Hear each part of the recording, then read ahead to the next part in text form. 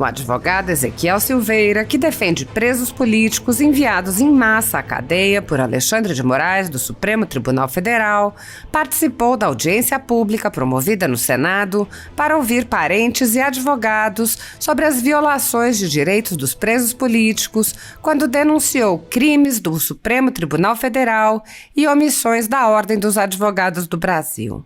O advogado denunciou o cometimento de crimes pelo Supremo Tribunal Federal ao violar prerrogativas de advogados e cometer abuso de autoridade.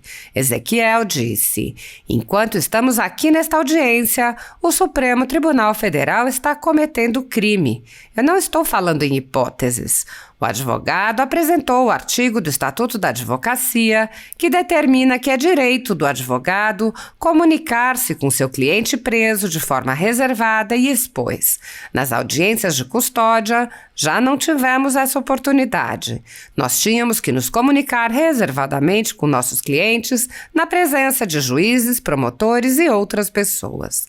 Silveira explicou que a violação desse direito dos advogados não parou após a primeira fase de audiências de custódia e que nas fases seguintes a situação se agravou, com depoimentos e julgamentos conjuntos sem apresentação de provas. Ele disse: "Nós já estamos na fase de instrução e julgamento de alguns dos processos, das ações penais, e isso continua ocorrendo. Ontem isso aconteceu comigo.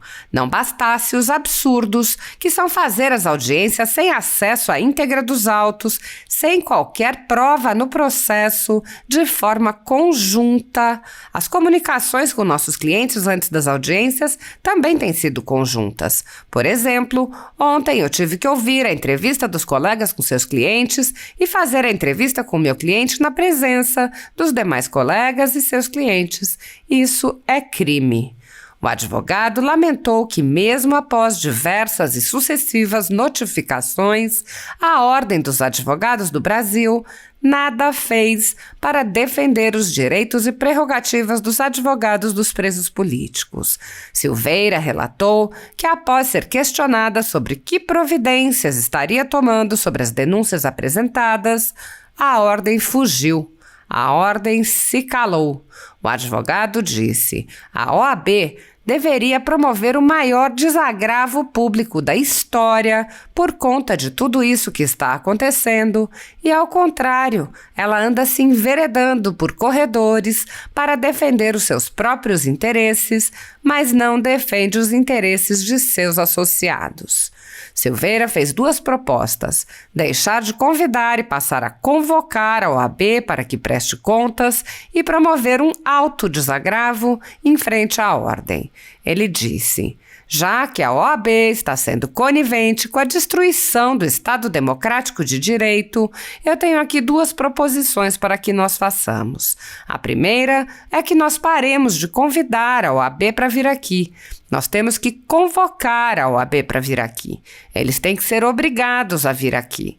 Não é possível que uma instituição que tem tantos privilégios, inclusive fiscais, financeiros, não preste contas à sociedade brasileira, não preste contas aos seus associados advogados. É inadmissível. A OAB não está acima da lei. Ela precisa responder à lei. E, segundo, já que ela não defende os advogados, não propõe o desagravo, eu proponho que nós façamos um alto desagravo. Não contra os desmandos que estão sendo praticados pelo STF, mas contra a omissão da própria OAB, que institucionalmente deveria nos representar. Então, convido os colegas advogados, parlamentares, juristas, para que nós façamos um movimento em frente à OAB e nos autodesagravemos pelo que está acontecendo."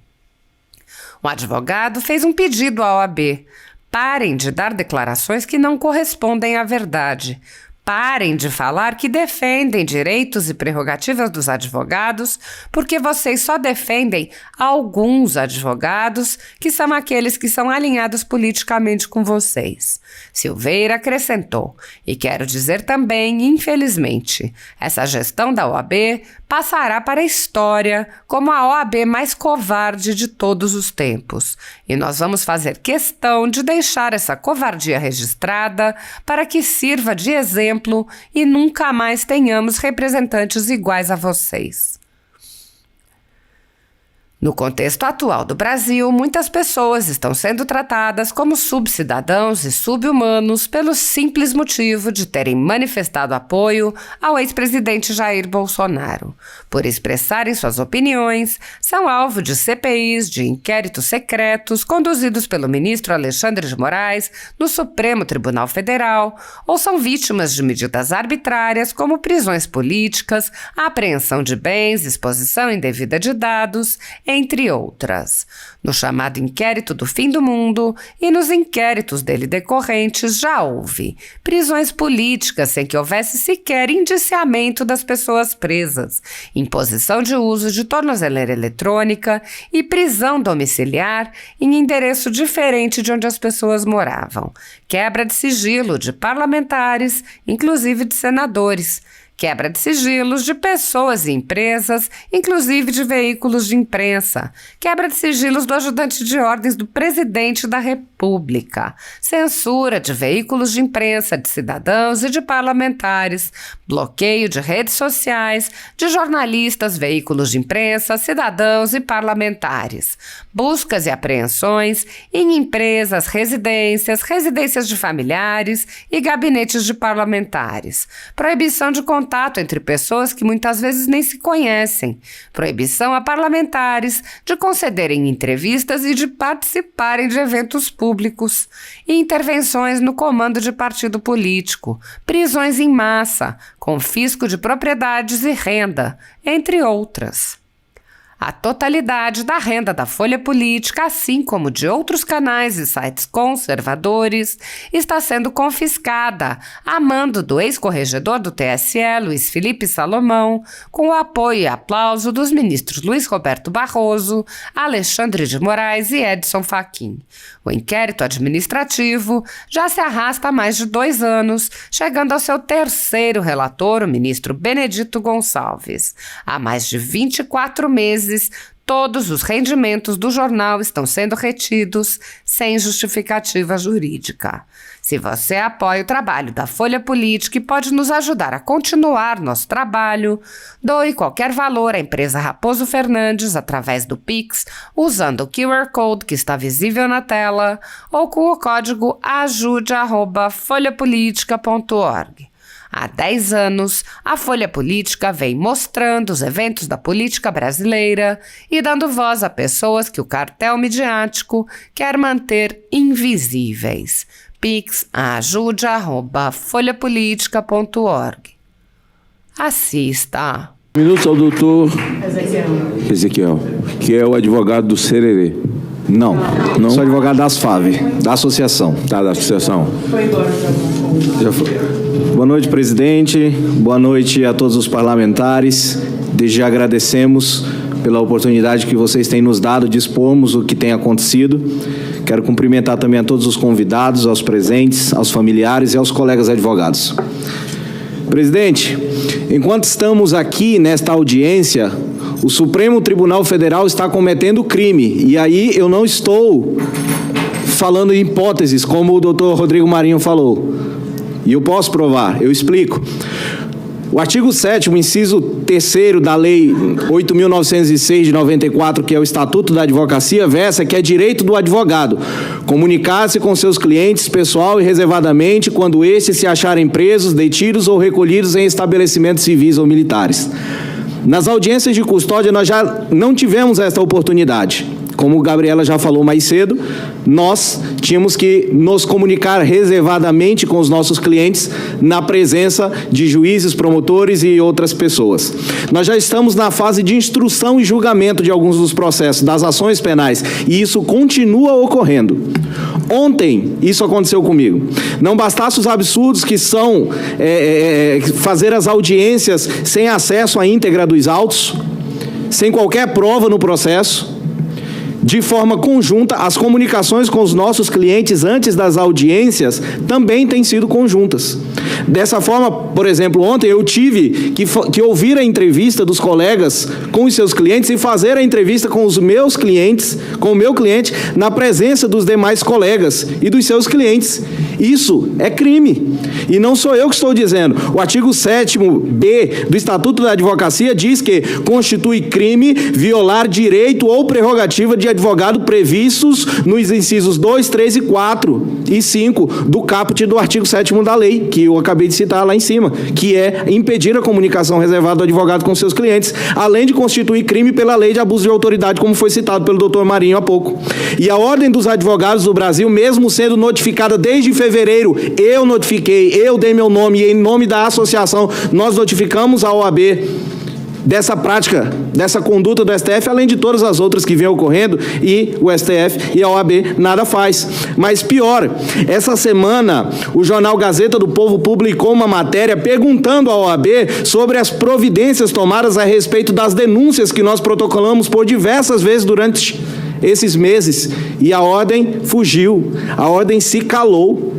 A OAB deveria propor o maior desagravo público da história por conta de tudo isso que está acontecendo, e ao contrário, ela anda se enveredando por corredores para defender seus próprios interesses, mas não defende os interesses de seus associados. Eu estou aqui com as minhas 2 anuidades pagas e sou considerado um advogado de 2ª categoria pela ordem que deveria me defender. Então, já que a OAB não se manifesta, tem medo porque não possui imunidade parlamentar, como o doutor Marinho testemunhou, já que a OAB está sendo conivente com a destruição do Estado Democrático de Direito, eu tenho aqui 2 proposições para que nós façamos. A primeira é que nós paremos de convidar a OAB para vir aqui. Nós temos que convocar a OAB para vir aqui. Eles têm que ser obrigados a vir aqui. Não é possível que uma instituição que tem tantos privilégios, inclusive fiscais, financeiros, não preste contas à população brasileira, não preste conta aos seus associados advogados. É inadmissível. A OAB não está acima da lei. Ela precisa responder à lei. E segundo, já que ela não defende os advogados, não propõe o desagravo pelo que está acontecendo, eu proponho que nós façamos um alto desagravo. Não contra os desmandos que estão sendo praticados pelo STF, mas contra a omissão da própria OAB, que institucionalmente deveria nos representar. Então eu convido os colegas advogados, os parlamentares, os juristas, o embargador está convidado para que nós façamos um movimento lá em frente à Ordem dos Advogados do Brasil e nos autodesagravemos pelos que está acontecendo. Por fim, eu queria pedir à OAB, a Ordem dos Advogados do Brasil, parem de dar declarações que não correspondem à verdade. Parem de falar que defendem direitos e prerrogativas de advogados, porque vocês só defendem alguns advogados, que são aqueles que são alinhados politicamente com vocês. E quero dizer também, infelizmente, essa gestão da OAB passará para a história como a OAB mais covarde de todos os tempos. E nós vamos fazer questão de deixar essa covardia registrada para que sirva de exemplo e nós nunca mais tenhamos representantes iguais a vocês. Muito obrigado. Antes de passar a palavra ao Pavinato, eu quero registrar que eu já estive na Papuda 2 vezes com a Clio, e assim como tantos outros e tantas outras, na Colmeia, desculpe, mas tem gente na Papuda também, na Solitária, assim como a gente não entende a razão, né, se todos estão incluídos dentro da mesma régua, o mesmo tipo de crime que vale para um, vale para todos. Para quem era motorista de Uber, para o autista. Aliás, agora à tarde, o ministro Alexandre de Moraes acaba de requerer os exames do autista para que, de qualquer maneira, assim, para quem vive em dias tão difíceis, né, parece uma enorme vitória, né? E esse autista está lá já faz um tempo muito grande, né? Mentalidade de criança. Tenho estado com ele todo esse tempo que lavou. E a gente vai agradecendo a Deus porque A gente sabe que o controle está na mão dele e, a despeito de tanta coisa, de tanta negação de direitos, pelo menos esse inocente terá os seus exames feitos. E parabéns, advogado dele, ou advogada, pela insistência, até chegar esse momento.